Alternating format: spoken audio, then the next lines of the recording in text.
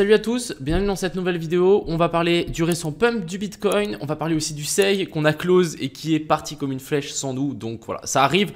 Bref, on va aussi parler du nouveau trade dans lequel je suis et ce que j'en pense. Et puis voilà, j'espère que cette vidéo vous plaira, on est parti. Crypto, million. Crypto, million. Alors, commençons directement par ce BTC qui a continué à monter tranquillement. On n'est toujours pas venu récupérer cette zone de fair value gap en daily, donc on va patienter. Ce qu'on est venu faire, c'est qu'on est venu prendre la liquidité au-dessus de ce plus haut là, donc je trouve que c'est déjà plutôt pas mal. Ici, on le voit bien, on a pris donc cette petite poche de liquidité, on en a laissé là, on a laissé la zone de fair value gap en daily. Donc là, personnellement, ce que je peux me dire, c'est on peut potentiellement s'attendre à une baisse. Personnellement, moi j'attends de long, je veux long ce Bitcoin pour ensuite en tout cas venir trader la dernière vague haussière, mais je n'ai pas du tout envie de long ici. J'ai envie de long dans une zone bien précise, elle est là. Donc tant que j'ai pas cette zone là, je ne long pas sur le Bitcoin et ça peut très bien partir sans moi, mais c'est pas grave. Et si souvent ça part sans moi, c'est que finalement mon scénario de faire ça est faux, tout simplement. Donc l'objectif voilà, c'est d'attendre, de patienter qu'on arrive à récupérer cette zone là. Si on passe en 15 minutes, ce qu'on peut voir déjà ici, c'est qu'on a première prise de liquidité et ensuite on est venu reswept le deuxième high. Donc est-ce qu'on ne serait pas potentiellement en train de faire une inversion de structure ici? À voir. Si vraiment on a des clôtures ici en dessous et qu'on continue à descendre beaucoup plus bas, ça veut dire qu'on aura marqué un potentiel top en low time frame. Donc vraiment l'objectif, ça va être de venir du coup dans cette zone de fair value gap et de vouloir repartir vers le haut, un petit peu comme ce dessin. Donc si je le décale un petit peu ici, hop, ensuite on remonte, on vient chercher la zone de fair value gap qu'on a laissée là, on vient chercher la zone des 0,68 et ensuite après on descendrait un petit peu plus bas. Voilà un petit peu le topo pour le Bitcoin. N'oubliez pas qu'on corrige souvent A, B et puis C et souvent donc la B elle peut descendre assez bas. Donc ici si jamais faites attention à vous, on peut largement redescendre chercher l'order block ici, voire même les lows qu'on a laissés là et nous faire presque un equal low avec ce lot là. Donc faites attention quand vous mettez votre stop loss et le mieux c'est de patienter qu'on ait une vraie petite inversion de structure, donc un petit boss pour vraiment nous dire ok là ça s'est inversé, ça peut vraiment repartir. Voilà un petit peu pour le Bitcoin, mais ouais donc je verrai bien quand même une première baisse ici. Ensuite du côté de l'Ethereum, alors l'Ethereum il galère un petit peu parce que comme j'avais dit hier, on est dans cette zone de fair value gap ici en H1. Donc ça, clairement, ça va être une zone assez dure à traverser. On avait déjà cette première zone, mais là, c'est la dernière zone de fair value gap. Donc plus on a une zone de fair value gap qui est loin finalement. Donc là, vous voyez qu'on en a trois qui sont vraiment différentes. La dernière, c'est la plus dure. Donc clairement, là, on se fait plus ou moins bien rejeter. Même chose un petit peu pour l'Ethereum. On voudrait quand même voir une baisse. Peut-être avoir une baisse un petit peu plus forte que le Bitcoin, étant donné qu'on a toujours cette triple equal low ici qui est toujours intacte. Et personnellement, je verrais bien et je voudrais bien qu'on vienne nettoyer ce lot-là avant de vraiment faire un rebond plus ou moins puissant. Si on regarde donc la chart, donc Ethereum contre BTC, je sais que j'ai déjà analysé hier, on continue à descendre doucement, on saigne gentiment. L'objectif, ça va être de potentiellement venir récupérer ces lots, là, venir chercher la dernière zone de fair value gap. Donc ouais, on peut descendre encore assez bas par rapport au Bitcoin. Par contre, une fois qu'on sera dans cette zone-là, la personne qui n'achète pas de l'Ethereum, je ne comprends pas. Personnellement, je vais sans doute mettre la maison à partir du moment où on revient vers la zone des 0,051 par là autour. Du coup, voilà, l'objectif vraiment, ça va être de venir récupérer ça et ensuite de vouloir repartir. Donc vraiment, si j'étais vous et si vous voulez investir dans la lettre, surveillez ces graphiques dès qu'on revient par là. Pourquoi pas même échanger vos bitcoins en Ethereum parce que vraiment l'Ethereum a vraiment du retard par rapport à celui-là. Ensuite, je vous ai analysé 2-3 petites coins que vous m'avez aussi demandé. Donc on a le CKB qui m'a été demandé dans les commentaires. Assez funny parce que ce matin, il a pumpé, il a pris je sais pas combien de pourcentage d'un coup. Je sais pas pourquoi, j'ai pas du tout été voir le fonda. Mais si on regarde ici en analyse chartiste, en trading quoi, on voit qu'on avait cette super belle zone de pivot qui a été très bien matérialisée et en fait ici on est venu simplement récupérer tous les lots avant de faire un mouvement impulsif. Pour moi ici on a ici une jolie petite A, B et puis C, donc vraiment très clean, on vient récupérer les lots. Donc petite manipulation avant l'explosion.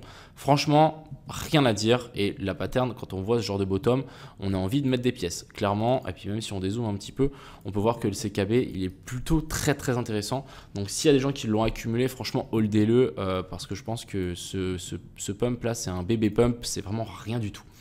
Ensuite, on a le DYDX qui a plutôt continué plus ou moins bien notre scénario que j'avais dessiné. J'avais dessiné ça pour les gens qui s'en souviennent un petit peu. Donc personnellement, nous on avait close notre position, mais en tout cas là pour moi, on a... Alors attendez, cette trendline, je l'ai tiré comment? Ouais, je l'ai tiré par rapport à ces sommets-là. Donc pour le moment, on est en train de recasser cette trendline. Mais par contre, je pense que cette fois, la cassure sera plutôt belle comparée à ce qu'on était venu faire ici. Parce qu'on avait laissé plein de liquidités et on n'a pas forcément trouvé envie de casser une trendline en laissant des liquidités, hein, comme ce qu'on était venu faire là. Donc là, c'est plutôt assez intéressant. À voir comment ça va se tenir. Maintenant, ce qu'il nous faut absolument, c'est un nouveau plus haut.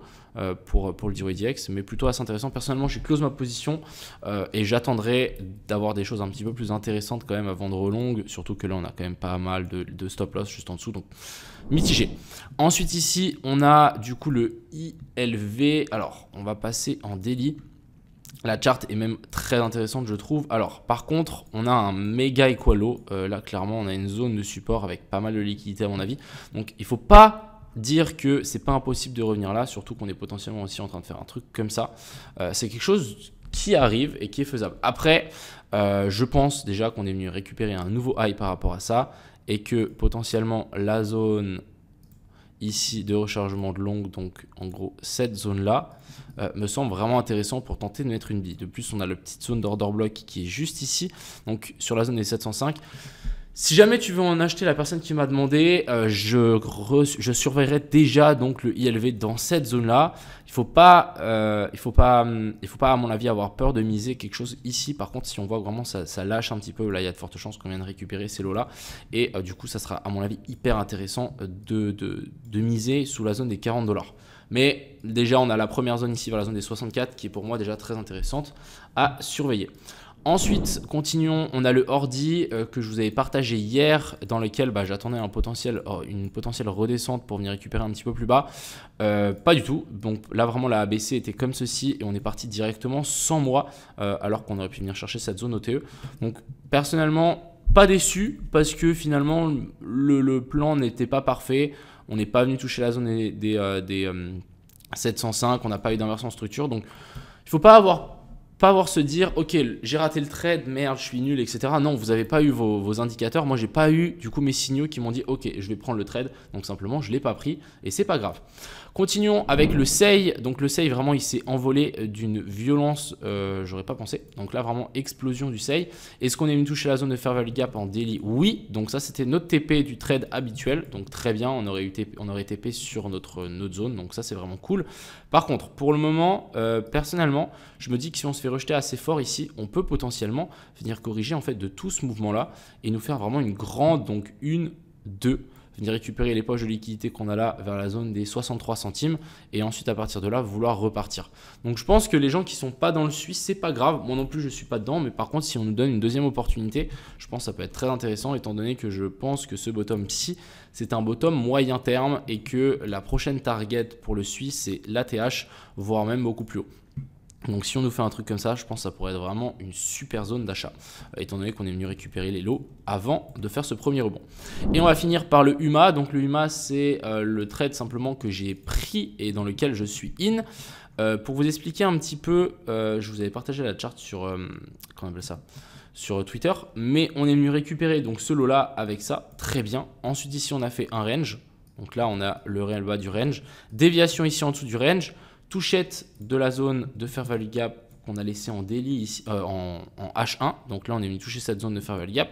Et c'est à ce moment-là que moi, j'ai décidé de rentrer. Donc je suis rentré plus ou moins sur la zone de fair value gap en H1.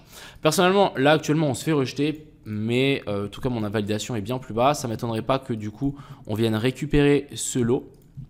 On revient de faire du coup une petite mèche ici en dessous. Pourquoi pas faire une déviation? On a plein de possibilités et ensuite de vouloir partir. Et là, on aura une vraie inversion de structure. Ou même directement partir à partir de là, étant donné qu'on a quand même une petite inversion de structure qui s'est matérialisée ici. On vient récupérer l'équal low qu'on avait laissé là. Et ensuite ici, maintenant, on repart. Donc, je suis encore assez confiant. Par contre, si on voit que maintenant, on commence à dégoupiller ici en dessous et que ça tient pas et qu'on vraiment on fait un saignement, là je pense que je n'hésiterai pas à couper parce que souvent quand on commence à saigner comme ça, à la fin on craque. Donc si je vois ce genre de setup, je vais pas hésiter de close ma position. Donc voilà un petit peu le topo pour le UMA.